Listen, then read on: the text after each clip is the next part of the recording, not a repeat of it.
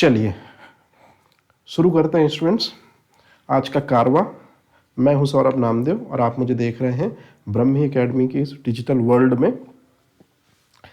MPPSC food safety officer से related हम lecture share कर रहे थे और कल जो लेक्चर हमने शेयर किया था मिनरल्स, उसमें मिनरल्स अर्थात खनिज से संबंधित वे फैक्ट जो किसी न किसी एफएसओ के एग्जामिनेशंस में आए हैं, हमने उनको बहुत अच्छे से देखा और उनको कवर करने की कोशिश की।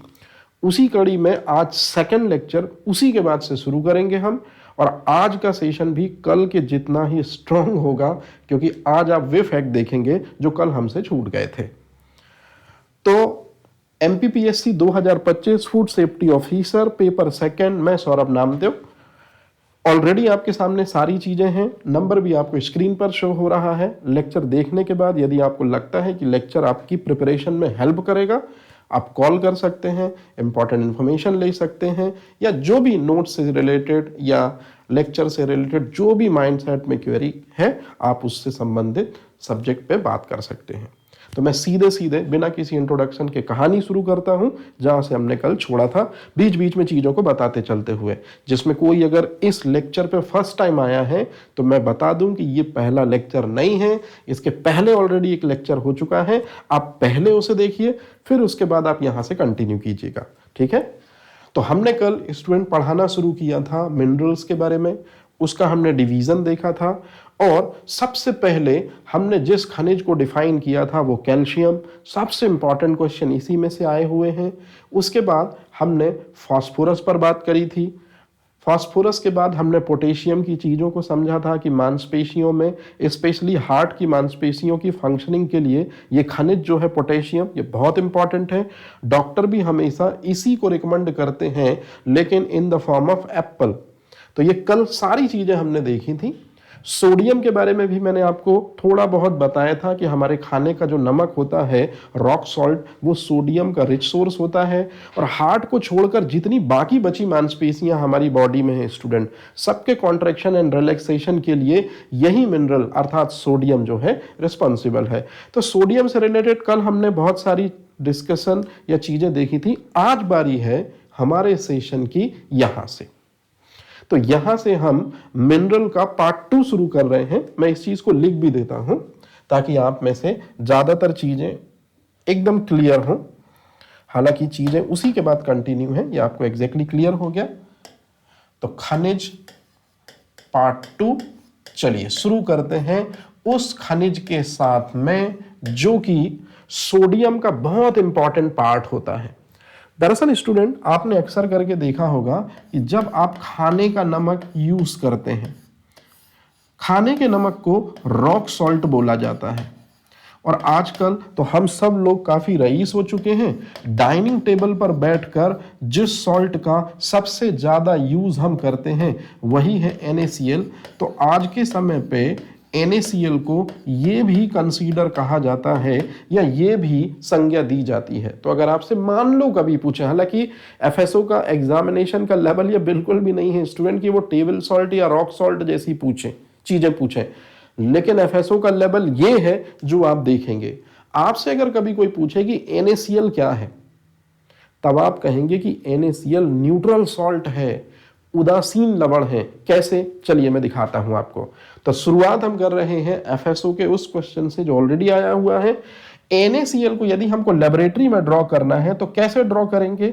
सबसे पहले हम लेंगे NaOH। NaOH जो है ये सबसे स्ट्रॉन्ग बेस है स्टूडेंट, हम इसको प्रबल क्षार मान सकते हैं। प्रबल क्षार वे हैं जिनको वाटर में सोल्युबलाइज करते ही हाइड्रोक्सिल आयन तत्काल हमको मिल जाता है। इसी तरह से दूसरी चीज है HCl। तो जैसे NaOH स्ट्रॉन्ग बेस है स्टूडेंट, उसी तरह से HCl जो है ये प्रबल अम्ल है। और इन दोनों के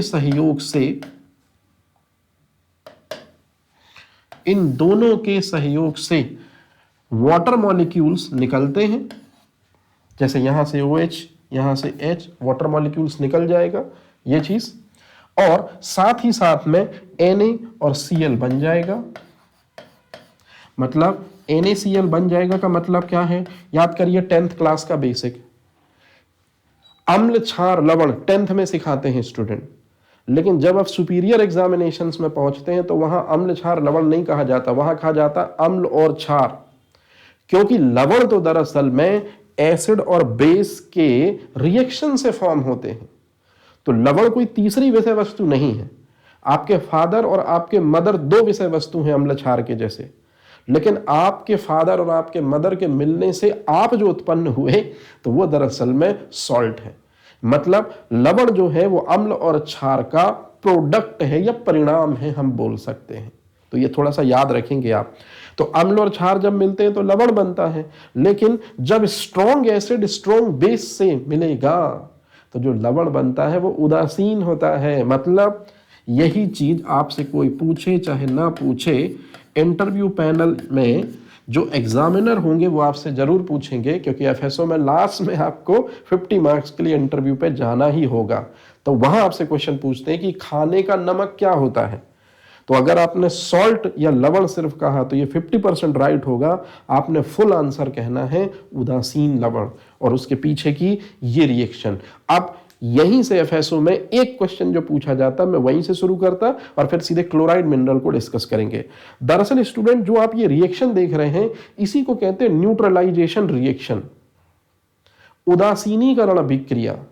उदासीनीकरण अभिक्रिया में स्ट्रॉन्ग एसिड स्ट्रॉन्ग बेस से मिलता है, वाटर जो होता है वो लैप्स होता है, मतलब डिहाइड्रेशन रिएक्शन परफॉर्म होती है, और साथ ही साथ में क्या बन जाता है, NaCl। मतलब ये जो रिएक्शन है ये कौन सी रिएक्शन है, उदासीनीकरण अभिक्रिया है, ये न्यूट्रलाइजेशन रिएक्शन बोलते हैं स्टूडेंट इसको।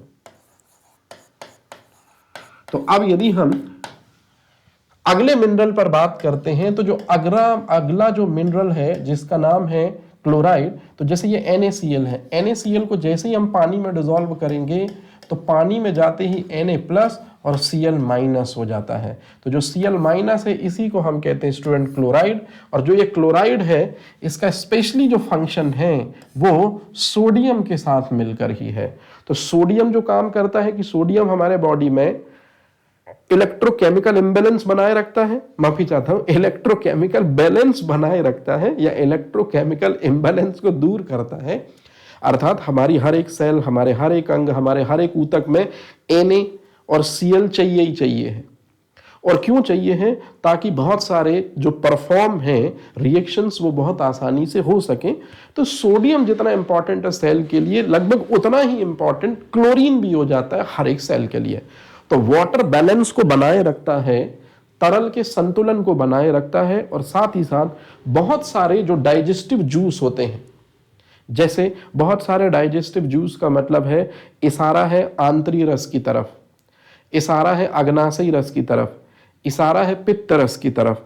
तो इन सभी रसों को बनाने में भी क्लोराइड आयन या क्लोराइड मिनरल यूज होते हैं। कहानी एकदम क्लियर है। क्लोराइड से इतनी ही चीजें बनेंगी और आपने इतनी ही चीजों को बहुत अच्छे से प्रिपेयर रखना है। अब चलते हैं आगे।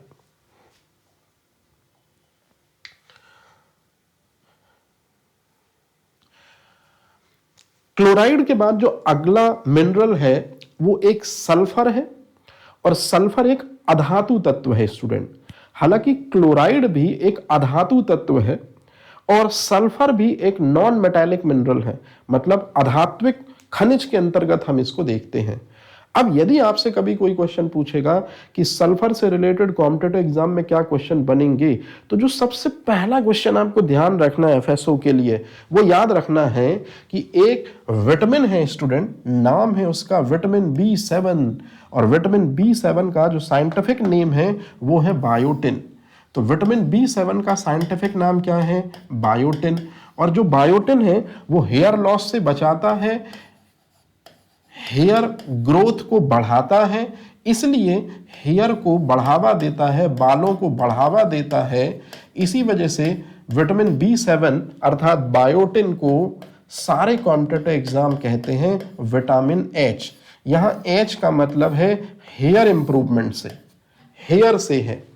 और यही विटामिन B7 जिसको बायोटिन कहते हैं, इसी के अंदर एक एलिमेंट उपस्थित होता है जिसका नाम है सल्फर। जैसे मैं आपसे क्वेश्चन पूछूं हालांकि आपसे क्वेश्चन इजीली बन जाएगा, विटामिन B12 में कौन सा मिनरल्स उपस्थित होता है? तो B12 में जो मिनरल उपस्थित होता है, हालांकि वो मेटालिक मिनरल है, नाम है कोबाल्ट। इसी तरह से विटामिन B7 में जो नॉन मेटल अर्थात जो अधातु तत्व उपस्थित होता है उसे हम क्या कहते हैं स्टूडेंट? उसे हम कहते हैं सल्फर। और इंटरव्यू में कभी भी आप जाएं तो ये बात आप जरूर याद रखें कि सल्फर का एक अणु सल्फर के 8 परमाणुओं से मिलकर बनता है। जैसे फास्फोरस का एक मॉलिक्यूल फास्फोरस के 4 एटम से मिलकर बनता है, उसी तरह से सल्फर का एक मॉलिक्यूल जो है वो सल्फर के 8 एटम के मिलने से फुलफिल होगा। तो चूंकि सल्फर एक मिनरल है, सल्फर एक एलिमेंट भी है, तो ये बेसिक इंफॉर्मेशन आपको पता होनी चाहिए। अब सल्फर के बारे में थोड़ी स्टैंडर्ड बातें हम करते हैं स्टूडेंट। ये दो आप एमिनो एसिड के नाम देख रहे हैं, मेथियोनिन और सिस्टीन। तो ये मेथियोनिन और सिस्टीन की हमारे शरीर में जो मात्रा है, अगर कभी आप इनको चेक करें और लेबोरेटरी में आप इसको डायग्नोस करें तो आप पाएंगे कि इन दोनों अमीनो एसिड के अंदर भी आपको सल्फर मिलेगा। और यही क्वेश्चन है कॉम्पिटिटिव एग्जाम का कि सल्फर युक्त अमीनो अम्ल इनमें से कौन है? तो आपको आंसर टिक करना है मेथियोनिन और सिस्टीन। और स्पेशली अगर आप इनमें से जब भी मेथियोनिन और सिस्टीन की बात करते हैं तो जब ये चीज पूछी जाएगी सल्फर युक्त अमीनो एसिड कौन से हैं, तो आप इसको तो याद कर लेंगे। मैं चाहता हूं कि ये जो नोट वाला पॉइंट है ये मैंने अलग से दिया है, आप इसे अभी ही प्रिपेयर कर लें, क्योंकि जल्दी से जल्दी आप इस क्वेश्चन को एफएसओ में देखने वाले हैं। आप लोगों ने अमीनो एसिड के 2 टाइप पढ़े होंगे, एक ऐसे अमीनो एसिड जो हमारी बॉडी में ही बनते हैं और दूसरे ऐसे अमीनो एसिड जो हम डाइट के जरिए अपने बॉडी में एंटर कराते हैं। इन्हीं में 2 अमीनो एसिड स्टूडेंट ऐसे हैं, एक का नाम है आर्जिनिन और दूसरे का नाम है हिस्टिडीन। इन दोनों को अर्ध आवश्यक अमीनो अम्ल कहा जाता है, मतलब सेमी सिंथेटिक, माफी चाहता हूं, अर्ध आवश्यक का मतलब है सेमी एसेंशियल अमीनो एसिड हम इनको कह सकते हैं। तो इसको थोड़ा सा आप जरूर याद रखेंगे, हालांकि ये लीक से हटकर चीज थी। ठीक है, चलिए चलते हैं अगले मिनरल्स की तरफ, अगले खनिज की तरफ। अब हम जिन मिनरल्स के बारे में पढ़ने वाले हैं या जिन मिनरल्स को अब हम देखने वाले हैं वे हैं student trace mineral. Trace mineral का मतलब है कि मिनरल 2 प्रकार के होते हैं। मिनरल्स 2 प्रकार के होते हैं, ये चीज मैंने आपको कल बताई थी। एक वे जिनका ज्यादा अमाउंट हमको हमारी बॉडी में चाहिए है, मतलब बल्क एलिमेंट, आप खुद एक बार देख सकते हो कौन कौन से बल्क एलिमेंट है।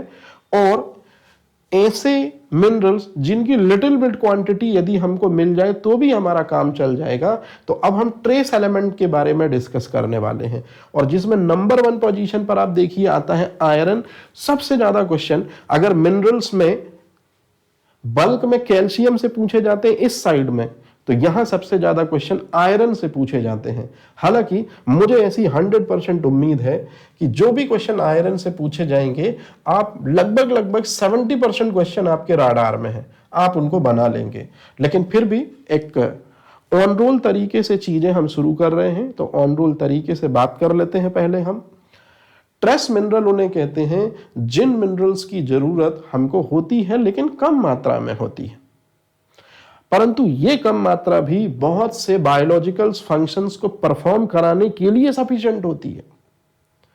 कौन कौन से बायोलॉजिकल फंक्शन हैं और क्या है ट्रेस मिनरल, चलिए एक एक करके समझते हैं। शुरुआत हम सबसे पहले करते हैं आयरन से, जिससे आप कॉम्पिटिटिव एग्जाम में क्वेश्चनों को भरे बड़े देखेंगे। तो शुरुआत हम यहीं से करते हैं स्टूडेंट। सबसे पहला क्वेश्चन, पहले मैं आपको थ्योरी समझा दूं, फिर मैं इमेज के फॉर्म पे आऊंगा। अगर आपसे कोई क्वेश्चन पूछे कि जो खनिज आयरन है, हालांकि ये मेटालिक है, मेटालिक मिनरल है, आयरन खनिज हमारे शरीर में कहां कहां पाया जाता है, तो सबसे पहले आपको कहना है कि आयरन खनिज हमारे ब्लड में एक कंपाउंड होता है जिसको हम हीमोग्लोबिन कहते हैं, यहां पाया जाता है। दूसरी चीज, हमारे शरीर में जो मांसपेशियां होती हैं, मांसपेशियों में एक मायोग्लोबिन नाम की प्रोटीन होती है, यहां पाया जाता है। और चाहे रक्त का हीमोग्लोबिन हो, चाहे मांसपेशियों का मायोग्लोबिन हो, दोनों में आयरन उपस्थित होता है। अच्छे से देख लीजिए, रक्त में हीमोग्लोबिन होता है, मांसपेशियों में मायोग्लोबिन होता है, और इन दोनों के अंदर अगर आप झांक कर देखोगे तो आपको हीमोग्लोबिन, माफी चाहता हूं, आपको आयरन मिलेगा ही मिलेगा। ये स्टूडेंट हीमोग्लोबिन का इमेज है, ये मायोग्लोबिन का इमेज है। आप चाहो तो इनलार्ज कर सकते हो, मोबाइल से जूम कर सकते हो, और आप देखोगे इन दोनों के सेंटर में जो ये कलर दिख रहा है आपको, इसमें जो ये दिख रहा है ये, तो इसमें जो रेड कलर की चीज आपको दिख रही है, ये रेड कलर की चीज ही आयरन है। मतलब हीम के अंदर, हीम येलो कलर का दिख रहा है, उसके अंदर आयरन है। इसी तरह से ये मायोग्लोबिन दिख रहा है, मायोग्लोबिन में भी जो येलो कलर की चीज दिख रही है, उसके अंदर जो रेड कलर की चीज है वो आयरन है।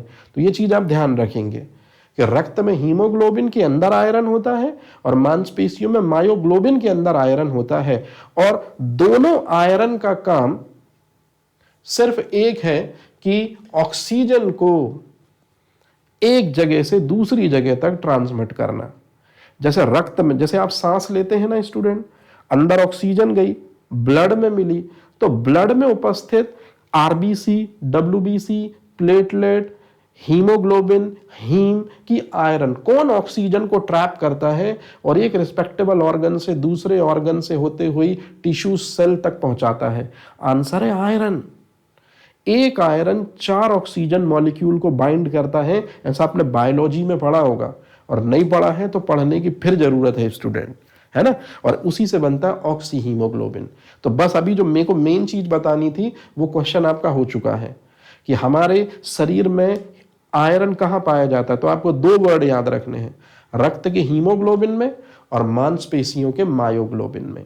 और यही चीज ये इस तरह से पूछते हैं कॉम्पिटिटिव एग्जाम में कि जो हीमोग्लोबिन होता है और जो मायोग्लोबिन होता है, ये दोनों के दोनों कलर पिगमेंट है, दोनों के दोनों रंग वर्णक हैं, और इनको रेस्पायरेटरी जो है पिगमेंट कहते हैं। ये श्वसन रंजक हैं दोनों के दोनों, और ये दोनों श्वसन रंजक में मेटालिक मिनरल आयरन उपस्थित होता है। तो अगर कभी आपसे इंटरव्यूअर या कभी आपसे कोई बोले बताइए आयरन क्या है, तो आप ये लाइन यदि बोल देंगे तो सामने वाला समझ जाएगा कि आपको जो है परफेक्ट नॉलेज है या सुपीरियरिटी हासिल है मिनरल सब्जेक्ट में आपकी, कि जो आयरन होता है वो हीमोग्लोबिन और मायोग्लोबिन रेस्पायरेटरी पिगमेंट के अंदर कंक्लूड होता है, जिसका मेन फंक्शन है ट्रांसपोर्टेशन ऑफ ऑक्सीजन। याद रहेगा ये चीज ऐसा। और जो चीज मैंने आपको सिखाई थी वही चीज यहां फिर से लिख दी है, जो न्यू कमर स्टूडेंट है वो ये समझ जाए कि आयरन का जो मेन फंक्शन होता है वो ऑक्सीजन को ट्रैप करना होता है, लेकिन एक बार में आयरन का एक अणु ऑक्सीजन के 4 अणुओं को ट्रैप कर सकता है। तो जैसे कि आप सामने भी देख रहे हैं, आयरन का एक मॉलिक्यूल ऑक्सीजन के 4 मॉलिक्यूल्स को ट्रैप कर सकता है और आगे रेस्पेक्टेबल ऑर्गन में उन्हें पहुंचा सकता है। याद रहेगा ये चीज। तो अब आप खुद ही देख लीजिए स्टूडेंट, मैं ये वर्डिंग दूर कर रहा हूं ताकि आपको चीजें क्लियर हो। अब आप इमेज देखिए। सबसे पहले आप देखिए, ये आपको मांस का टुकड़ा दिख रहा है। जी हाँ, ये मांस का टुकड़ा मांसपेशी है, जिनको शॉर्ट में हम पेशी कह देते हैं। तो पेशी के अंदर आपको मायोग्लोबिन मिलेगा, और मायोग्लोबिन के अंदर आपको हीम रंगवर्णक मिलेगा, और हीम रंगवर्णक के अंदर ही आपको आयरन मिलेगा। ये बायोलॉजी में सिखाते हैं। अब अगर मैं यहां सिखाऊंगा तो फिर मिनरल कब पढ़ाऊंगा, तो मेरी मजबूरी है, समझिए थोड़ा। इसी तरह से ये रक्त हो गया, रक्त बह रहा है मतलब आरबीसी, आरबीसी के अंदर होता है हीमोग्लोबिन, हीमोग्लोबिन के अंदर होता है हीम, और हीम यदि येलो कलर का दिख रहा है तो उसके अंदर जो रेड कलर की चीज है यही है आयरन स्टूडेंट। तो आपको रक्त में आयरन दिख गया होगा और यहां भी दिख गया होगा, लेकिन एक चीज मैं आपको बता दूं, जो आयरन होता है हमारे रक्त में और मायोग्लोबिन में वो हमेशा फेरस स्टेट में होता है स्टूडेंट। कभी भी आयरन इस स्टेट में नहीं मिलेगा या जनरली नहीं मिलता है। हमारे ब्लड में जो आयरन होता है ये आपको तो पता चल गया, हमारी मांसपेशियों में आयरन होता है ये तो आपको पता चल गया, लेकिन हमेशा वो डबल प्लस में मिलेगा, Fe double plus, ferrous state बोलते हैं, फेरिक स्टेट में नहीं मिलेगा। याद रहेगा ये चीज? तो एक नॉर्मल इंफॉर्मेशन है जिसको थोड़ी आप ध्यान रखेंगे। अब इसी में यहां मैंने कुछ इमेज के फॉर्म पे चीजें समझाने की कोशिश की है ताकि आपका काम बहुत आसान हो। जैसे कि आप खुद ही देखिए स्टूडेंट, ये आपको एक इमेज सी दिख रही होगी, ये टैबलेट दिख रही होगी, माफी चाहता हूं, कैप्सूल है, ये कैप्सूल दिख रहा होगा, और कैप्सूल में दिख रहा होगा आपको साफ सुथरी चीज आयरन। ठीक है, तो यदि कभी आपके शरीर में आयरन की कमी हो जाए स्टूडेंट, तो ऐसी कंडीशन को एनीमिया कहते हैं। यही लिखा है पॉइंट, लोहे की कमी का परिणाम हमारे बॉडी में एनीमिया होगा। कल भी मैंने बताया था, जो लोग दूध का सेवन करते हैं, जो लोग हाई अमाउंट ऑफ मिल्क पर ही डिपेंडेंट होते हैं, जैसे कई बाबा जी वगैरह का नाम आपने सुना होगा, मुझे थोड़ी सी जानकारी कम है, तो जितने बाबा सिर्फ दूध पर डिपेंडेंट होते हैं 101% आप देखना वो एनीमिया के पेशेंट होते हैं। और इसका साइंटिफिक रीजन यही है कि milk doesn't contain vitamin C as well as iron, मतलब दूध में ना विटामिन सी होता ना आयरन होता है। इसी वजह से जितने भी बाबा यदि टोटली मिल्क पर डिपेंडेंट हैं तो उनको आयरन नहीं मिलेगा, इस वजह से वो एनीमिक पेशेंट में काउंट किए जाएंगे। हाँ, अगर दूसरे कोई फ्रूट एंड वेजिटेबल ले रहे हैं तो उसके जरिए आयरन मिल सकता है, लेकिन यदि सिर्फ मिल्क पर डिपेंडेंसी है तो फिर उनको एनीमिया होगा। तो अगर कभी आपके बॉडी में आयरन की कमी हो जाए तो कौन कौन से सोर्स आप यूज करना पसंद करेंगे? तो याद रखिएगा, ये मैं नहीं कह रहा हूं, राष्ट्रीय पोषण संस्थान मतलब नेशनल इंस्टीट्यूट ऑफ न्यूट्रिशन, जिसका हेड ऑफिस हैदराबाद में है, वो कह रहा है कि आपको आयरन की एक दिन में इतनी मात्रा लेनी चाहिए, 100 से 150 मिलीग्राम, मतलब एक टैबलेट लेनी चाहिए, मोर देन एनफ हो गई वो। और याद रखेंगे स्टूडेंट, जब भी आप क्या लेंगे, आयरन के सोर्स लेंगे, है ना, तो आयरन के सोर्स भी आपके शरीर के अंदर जाएंगे और वो उसी ऑर्गन में मिलेंगे आपको जिस ऑर्गन में विटामिन ए मिलता है, अर्थात लीवर में। मतलब यदि आपसे कोई पूछे कि विटामिन ए का स्टोरेज साइट कौन सी है, तो आप दिलेरी से बोल देते हैं लीवर। अब आप याद रखेंगे, जैसे विटामिन ए की स्टोरेज साइट लीवर है, उसी तरह से आयरन की स्टोरेज साइट भी लीवर है। आयरन भी हमेशा आपको लीवर में ही मिलेगा। याद रहेगा ये चीज? ऐसा है, तो ये भी आप थोड़ा सा याद रखेंगे, क्योंकि जब मैं स्टूडेंट को पहली बार ये स्टेटमेंट बताता, या स्टूडेंट मेरे से पहली बार जब ये शब्द सुनते हैं कि लीवर जो है वो आयरन का सोर्स होता है, तो स्टूडेंट कहते हैं नहीं सर वो तो विटामिन ए का सोर्स होता है। अरे हाँ भाई, ऐसा जरूरी है कि जो आपके लिए हो वो किसी दूसरे के लिए भी हो सकता है। तो जैसे विटामिन ए लीवर में स्टोर्ड होता है, उसी तरह से आयरन भी लीवर में स्टोर्ड होता है। ये है वो कहानी। और अब मुद्दे की बात करते हैं, आयरन के अवशोषण को कौन आसान बनाता है? तो याद रखेंगे, आयरन के अवशोषण को, यदि कभी आपके शरीर में आयरन की कमी हो जाए तो आप आयरन से रिलेटेड टैबलेट लेंगे।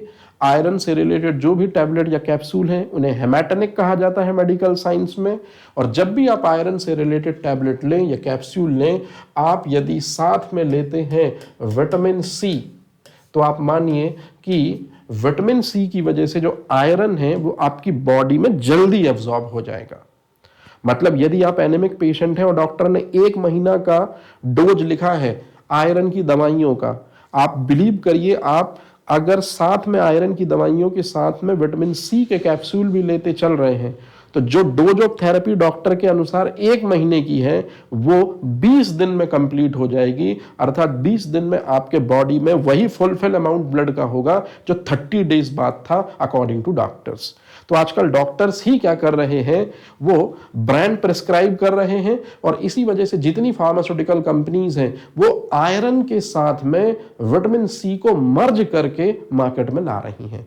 मतलब बस आप यदि गोली खाएंगे तो आयरन भी मिलेगा और आयरन के साथ में विटामिन सी भी मिलेगा।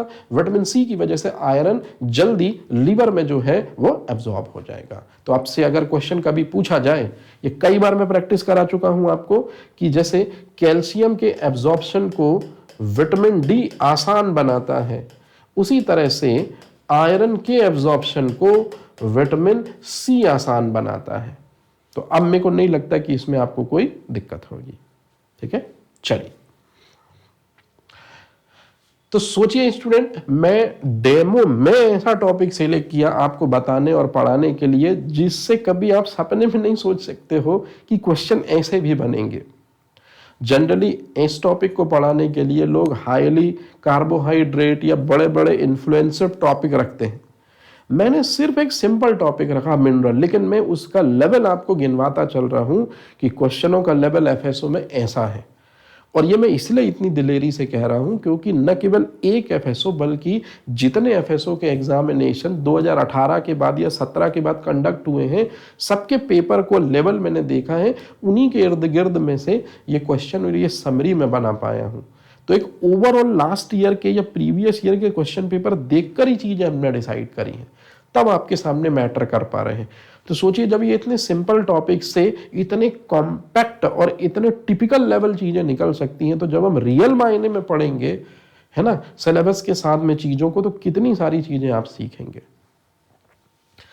बात करते हैं अगले मिनरल्स की स्टूडेंट, नाम है उसका कॉपर। कॉपर के बारे में पहले मैं आपको दो चीजें एकदम क्लियर कर दूं तो आपका काम बहुत आसान हो जाएगा। जैसे स्टूडेंट, आपने एक चीज तो हमेशा सुनी है और पढ़ी है, मैं कलर भी वही ले रहा हूं जिसमें आपका काम आसान हो जाए।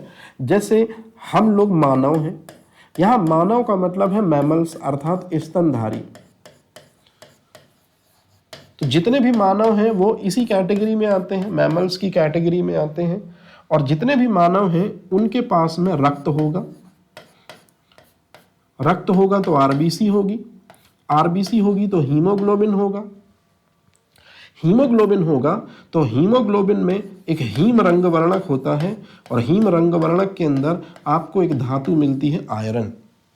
और वही आयरन जो है, जो हमारे रक्त में, हमारे आरबीसी में, हमारे हीमोग्लोबिन में, हमारे आयरन में होती है, उसी आयरन की वजह से हमारे रक्त का रंग लाल होता है। अब जो चीज मैं आपको बताने वाला हूं वो इंपॉर्टेंट है स्टूडेंट, इसको तो आप जानते ही होंगे, नहीं जानते तो चलिए मैं आपको रूबरू कराता हूं। ये है मिस्टर ऑक्टोपस। ऑक्टोपस जो है, इन्हीं को कहते हैं डेविल फिश, इन्हीं को कहते हैं पिशाच मीन, इन्हीं को कहते हैं अष्टबाहु। और ये जो ऑक्टोपस है, ये आपको बताना है जल्दी से किस फाइलम के अंतर्गत आता है। क्या ऑक्टोपस ऑर्थोपोडा फाइलम में आता है? क्या ऑक्टोपस मोलस्का फाइलम में आता है?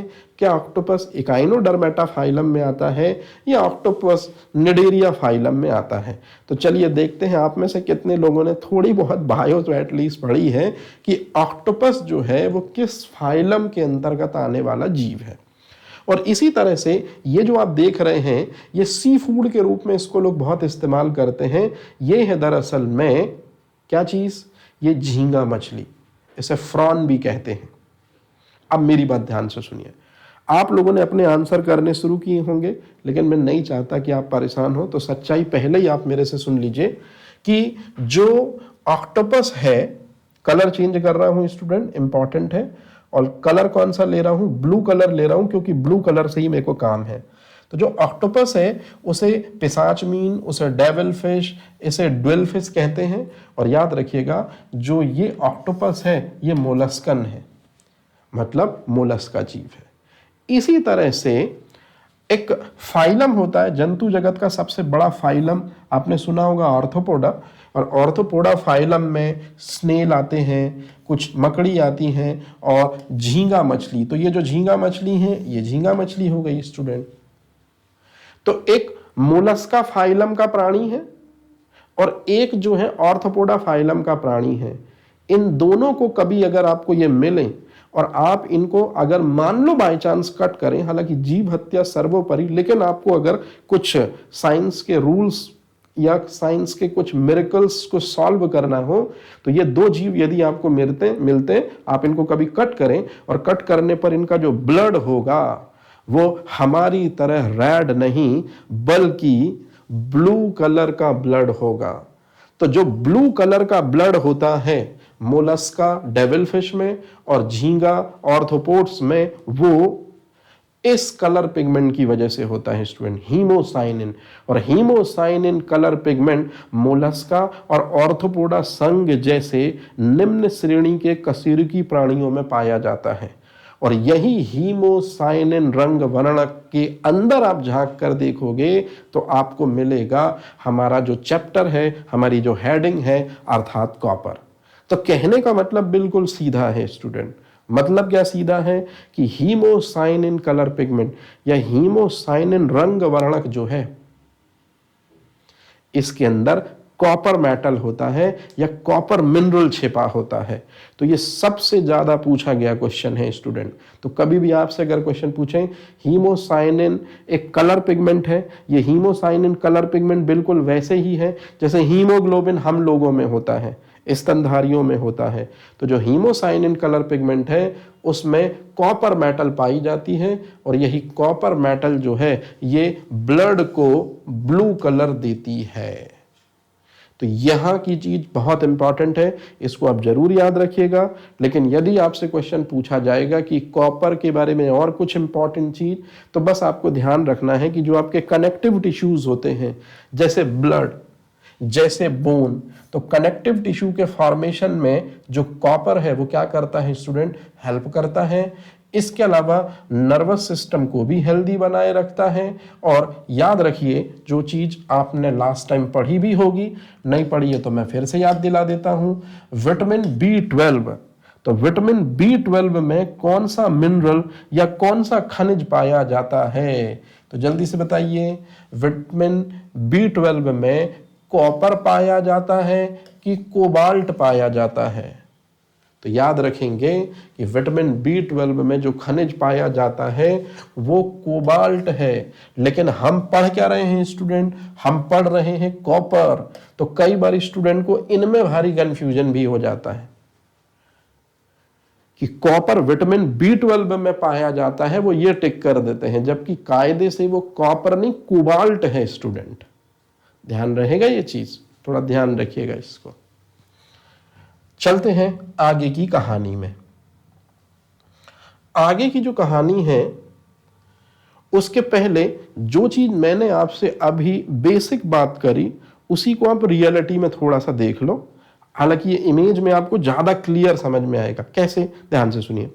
यहां स्टूडेंट ये 4 मान लीजिए जीवों को दिया गया है, ये दिखाया जा रहा है 4 जीव, जिसमें हम लोग मैमल्स हो गए, मनुष्य हो गए। हमारे रक्त का रंग आप देखिए कैसा दिख रहा है, लाल। तो कौन सा कलर पिगमेंट है हमारे ब्लड में, आंसर है हीमोग्लोबिन। और इसी हीमोग्लोबिन में आप देखिए ये दिख रहा होगा आपको आयरन। चाहे तो आप इसको इनलार्ज भी कर सकते हैं अपने मोबाइल की स्क्रीन को, तो आपको देखिए ये आयरन दिख रहा होगा। मतलब हीमोग्लोबिन में आयरन मिनरल पाया जाता है। क्वेश्चन है इसलिए बच्चों की जैसे बता रहा हूं। वहीं दूसरी तरफ ये आपको दिख रहा होगा स्पाइडर, क्रिस्टेशियंस, मोलस्कास, ऑक्टोपस, जिनके बारे में हमने अब भी पढ़ा। आप इनके ब्लड का कलर देखिए स्टूडेंट कैसा दिख रहा है। तो ब्लड का कलर ब्लू दिख रहा है ना, ब्लू दिख रहा है मतलब हीमोसाइनिन कलर पिगमेंट है ये। और हीमोसाइनिन कलर पिगमेंट में आप देखिए ये आपको कॉपर दिख रहा होगा। ये जो चीज है ये कॉपर दिख रहा है आपको स्टूडेंट, है ना, ये चीज है। इसी तरह से कुछ एनिमल्स का ब्लड का कलर ग्रीन भी होता है, तो उनमें पाया जाता है क्लोरोक्रूनिन, है ना, ये शायद वही प्रोनाउंस में कर पा रहा, क्लोरो तो सही है, क्रूरिन, अच्छा क्लोरोक्रूरिन। और क्लोरोक्रूरिन जो होता है उसमें भी आयरन होता है स्टूडेंट। और सबसे लास्ट की बात करूं, कुछ जीवों का ब्लड जो है वो वायलेट होता है, उसमें हेमेरिथ्रिन, है ना, हेमेरिथ्रिन। तो हेमेरिथ्रिन में भी आयरन जो मेटल है वो पाई जाती है। तो याद रखना है बाकी 3 में आयरन है, 1 में जो है कॉपर है, जिस वजह से ब्लड का कलर कैसा है, ब्लू। याद रहेगा ये चीज, थोड़ा इंपॉर्टेंट है। इसके बाद हम बात करते हैं स्टूडेंट मैग्नीशियम की।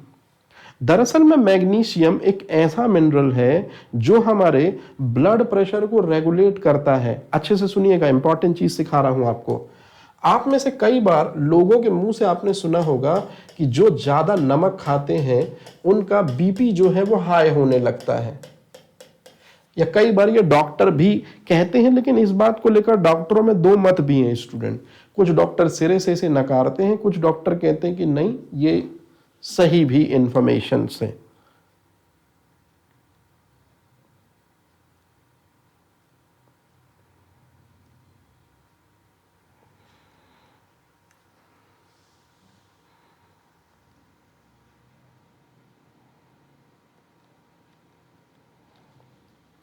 ठीक है।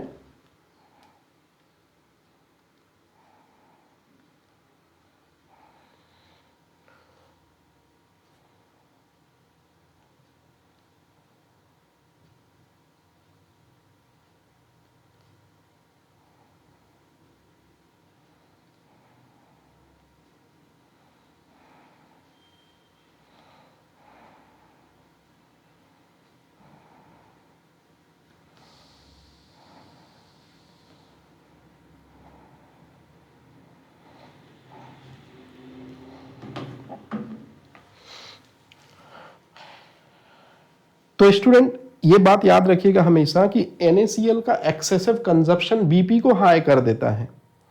और इस तरह से कई बार जब डॉक्टर्स के पास आप जाते हैं तो फिर डॉक्टर कहते हैं कि एक काम करिए, आप सेंधा नमक यूज कीजिए, है ना।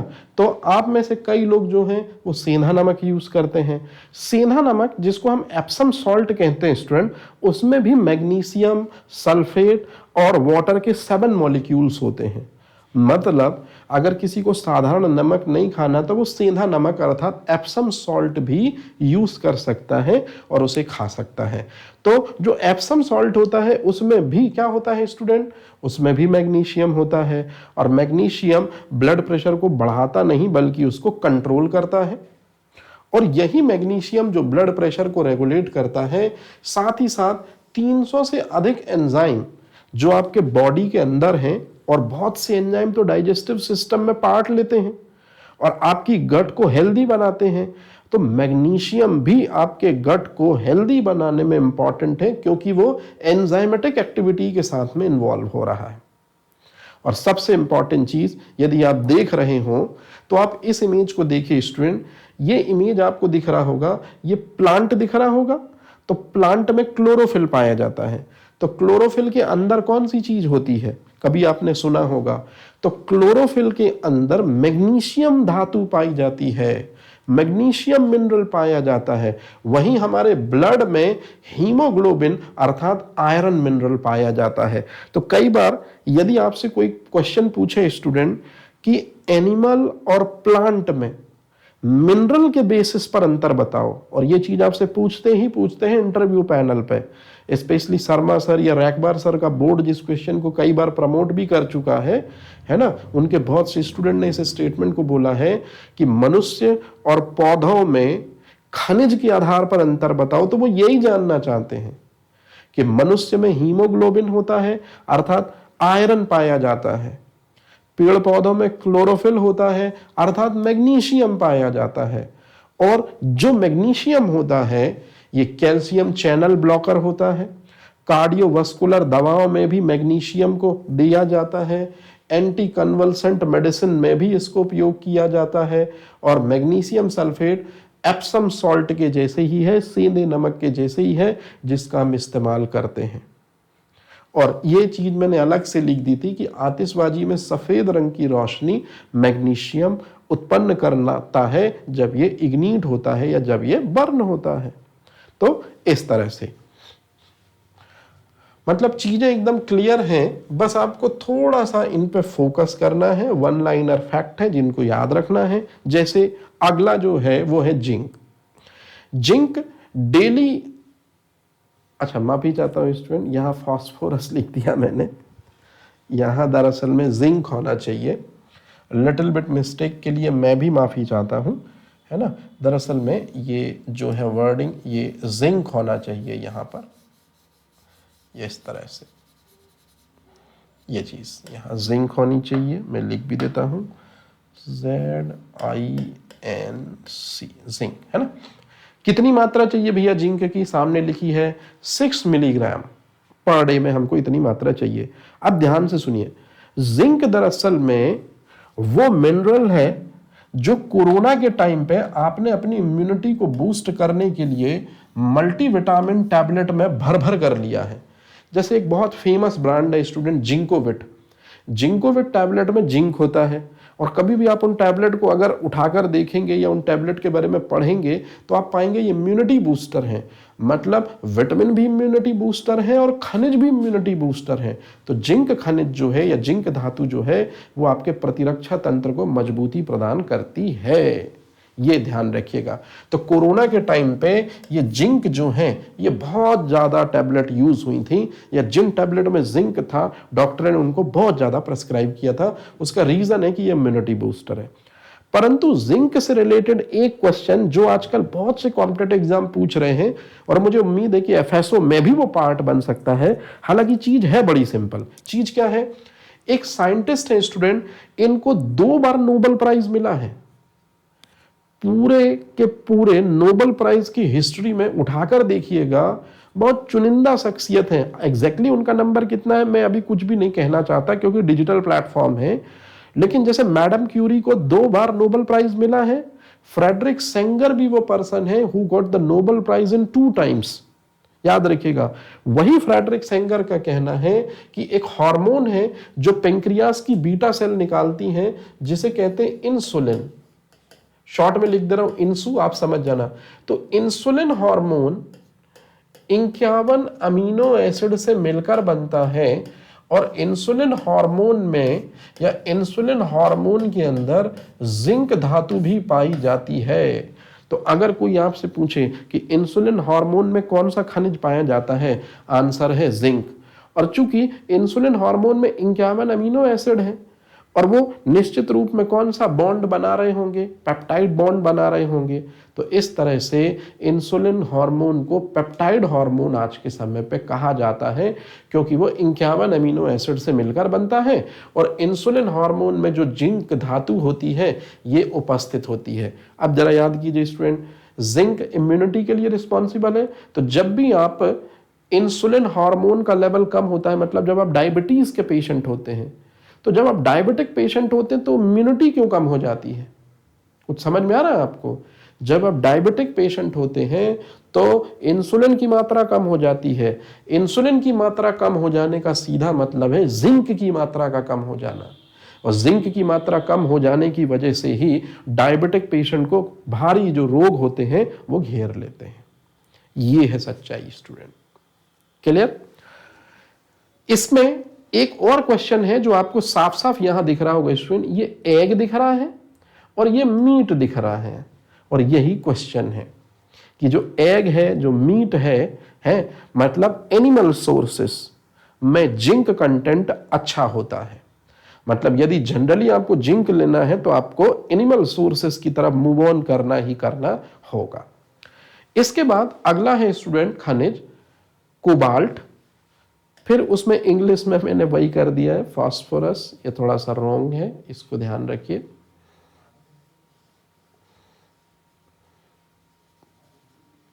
हाँ, तो मैं ये कह रहा था कि जो कोबाल्ट है इसका मेन फंक्शन होता है आरबीसी के मैचुरेशन में हेल्प करता है, आरबीसी के परिपक्वन में हेल्प करता है। क्यों? क्योंकि याद करिए, अगर आरबीसी का जीवन काल 120 दिन का है तो आरबीसी परिपक्व होती हैं जब वो 60 दिन की हो जाती हैं तब। अगर उसके पहले उनकी डेथ हो जाए तो इसे परनीसियस एनीमिया कहते हैं, और यही विटामिन B12 की तो डेफिशिएंसी का मेन रीजन है। विटामिन B12 की कमी से हमारी बॉडी में परनीसियस एनीमिया होता है।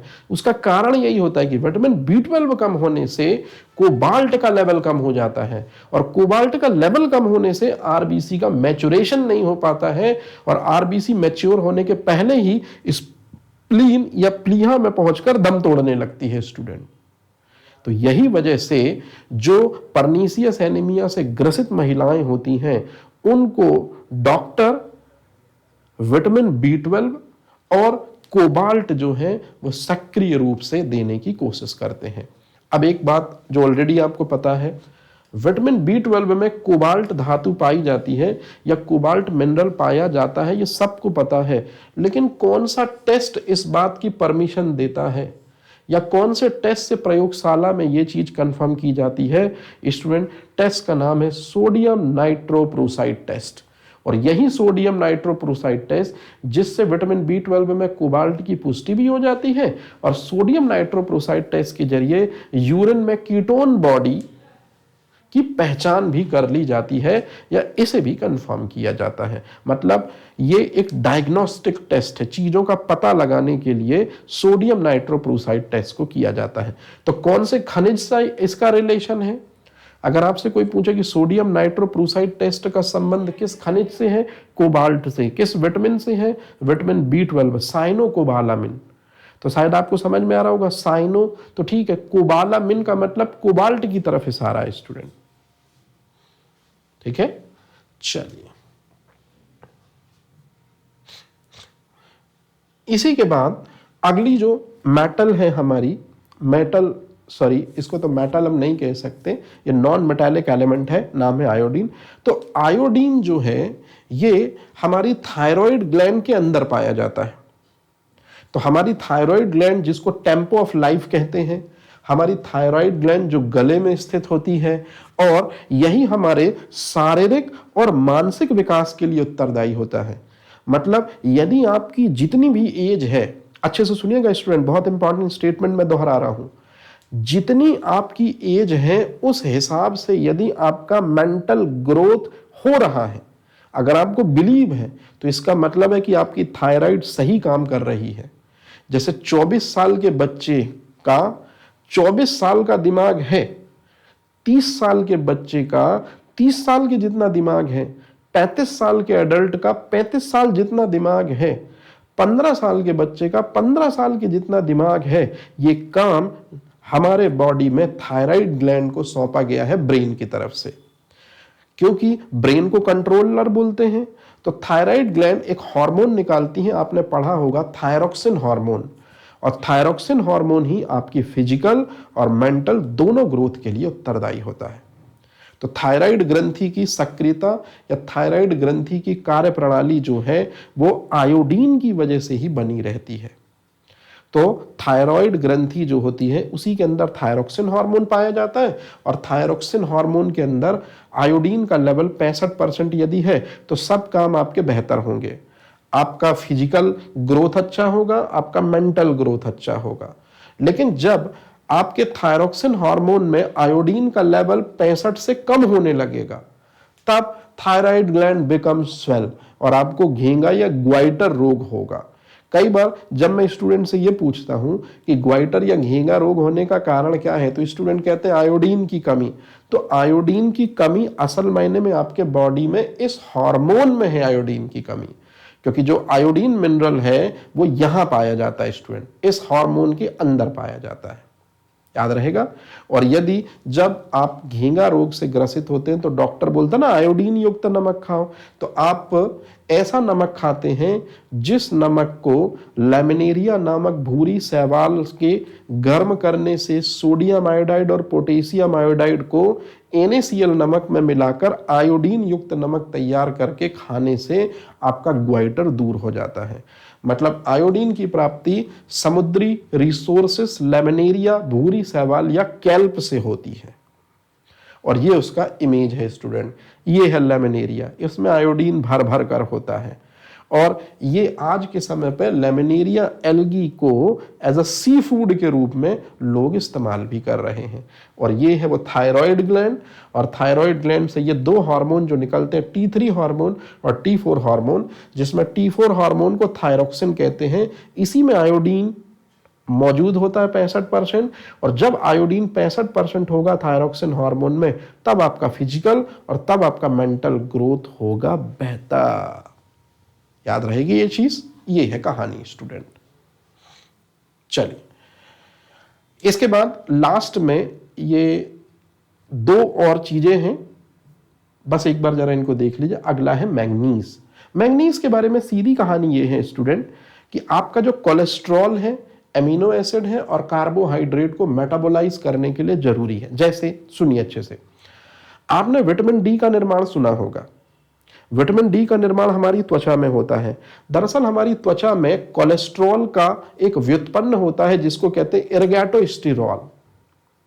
मेरी बात समझ में आ रही है? जब सनलाइट आपके त्वचा के कांटेक्ट में आती है तो इरगैटोस्टेरॉल एक इंटरमीडिएट कंपाउंड बनता है।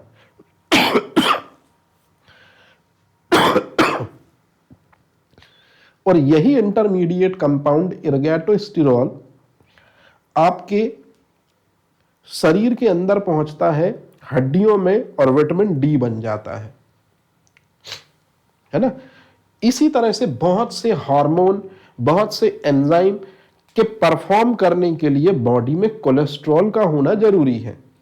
तो जो कोलेस्ट्रॉल हमारी एक्टिविटी के लिए बेहतर है, जो कोलेस्ट्रॉल हमारी मसल्स के लिए बेहतर है, जो कोलेस्ट्रॉल हमारी सेक्स लाइफ के लिए बेहतर है, जो कोलेस्ट्रॉल विटामिन डी की सिंथेसिस के लिए बेहतर है, उसको कहते हैं HDL, है ना, गुड कोलेस्ट्रॉल बोला जाता है। और जब आप बाहर से कोलेस्ट्रॉल वाले फूड लेते हैं या जब आप बाहर से हाईली एसिडिक फूड या बहुत ज़्यादा ट्रांस फैट वाली चीज़ें लेते हैं तो फिर जो आपके बॉडी में कोलेस्ट्रॉल आता है वो LDL है, लो डेंसिटी लाइपोप्रोटीन, जो कि बैड कोलेस्ट्रॉल कहलाता है। तो सिर्फ अभी आप ध्यान रखिएगा कि मैग्नीज मेटाबोलाइज करने का काम करता है, कॉम्प्लेक्स चीज़ों को सिंपल करने का फंक्शन करता है, कोलेस्ट्रॉल, अमीनो एसिड और कार्बोहाइड्रेट का। सेलेनियम के बारे में मैंने आपको बताया था, क्रैब्स में पाया जाता है, कीकड़े में पाया जाता है। और इसी वजह से आप लोगों ने देखा होगा जिनको सेक्स रिलेटेड प्रॉब्लम्स होती हैं, थायराइड रिलेटेड डिसफंक्शन होते हैं, जो जरूरत से पहले या समय से पहले बूढ़े हुए जा रहे हैं या बहुत सारे रोगों से ग्रसित होते हैं, उनको केकड़े या क्रैब्स खाने की डॉक्टर सलाह देते हैं। बिकॉज सेलेनियम जो है वो एक साथ बहुत से फंक्शंस परफॉर्म करता है और काफी वैल्यूबल, जैसे रिप्रोडक्टिव हेल्थ इंप्रूव करता है, थायराइड फंक्शंस इंप्रूव करता है, जिस वजह से फिजिकल और मेंटल ग्रोथ भी होती है। तो इस वजह से इंडिया नहीं, वर्ल्ड लेवल पर क्रैब्स अर्थात कीकड़े बहुत ज्यादा खाए जाते हैं क्योंकि उसमें सेलेनियम होता है स्टूडेंट। इसके बाद लास्ट में दो और मिनरल हैं, इनके बारे में आप सुन लीजिए, क्वेश्चन आए हुए हैं। मैं बिल्कुल सीधे क्वेश्चनों को दिखाकर ही बात करता हूं। यदि ऐसा जल आप पी रहे हैं जिसमें फ्लोराइड का परसेंटेज ज्यादा है तो ये आपके दांतों को रेगुलर शेप में कर सकता है, इसे कहते हैं फ्लोरोसिस बीमारी। तो फ्लोराइड एक मिनरल है जो हमारे दांतों के लिए बहुत इंपॉर्टेंट है, लेकिन जरूरत से ज्यादा फ्लोराइड हमारे दांतों को फ्लोरोसिस बीमारी का कारण दे सकता है, जिस वजह से वो टेढ़े मेढ़े हो सकते हैं। और यही फ्लोरोसिस समस्या है जो फ्लोराइड की अधिकता से होती है।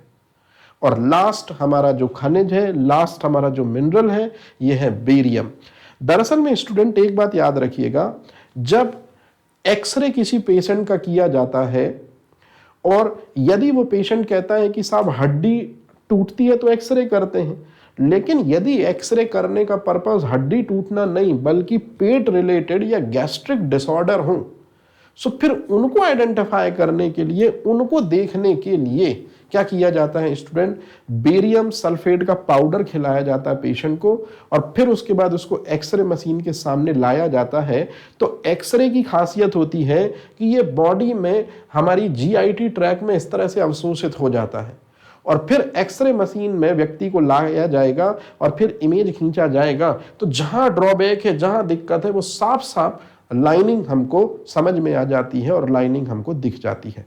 मतलब you are not a doctor और मैं भी कोई सीनियर डॉक्टर नहीं हूँ स्टूडेंट, है ना, सिर्फ पढ़ाने के लिए और समझाने के लिए कि यदि गैस्ट्रिक प्रॉब्लम है आपको, पेट संबंधी व्याधि है आपको, लेकिन पेट संबंधी व्याधि कहाँ है। अब जैसे मैं बोलूँ साहब मेरे यहाँ दिक्कत है, तो यहाँ क्या चीज है, लीवर में प्रॉब्लम है, बड़ी आंत में प्रॉब्लम है, स्मॉल इंटेस्टाइन में प्रॉब्लम है, पित्ताशय में प्रॉब्लम है, लीवर में प्रॉब्लम है, अग्नाशय में प्रॉब्लम है। इसी चीज को बहुत आसानी से जो एक्स किरण परीक्षण है ये बता देता है। लेकिन एक्स किरण परीक्षण से पूर्व बेरियम सल्फेट यदि रोगी को खिलाया जाता है तो फिर इंटरनल ऑर्गन की इमेज एकदम क्लियर आती है। और जहां दिक्कत आती है डॉक्टर उसी जगह को टारगेट कर लेता है और उसको देख के वो जो है वो प्रिस्क्रिप्शन देता है। तो इस तरह से ये हमारा इधर चैप्टर होता है स्टूडेंट पूरी तरह से क्लोज, मतलब मिनरल चैप्टर यहां हमारा कंप्लीट हुआ।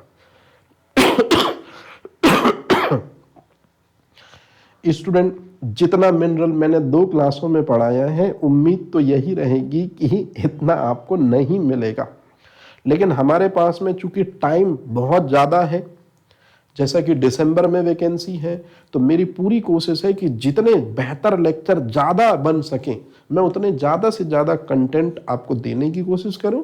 और इसी प्रक्रिया में जो एक लेक्चर में ख़त्म होने वाली बात थी उसको हमने 2 लेक्चर में कंप्लीट किया, क्योंकि हमारे पास टाइम सफिशिएंट है। आप भी ज़्यादा से ज़्यादा पढ़ लीजिए, हो सकता है कि चीज़ें यहाँ से आपके काम आ जाएं।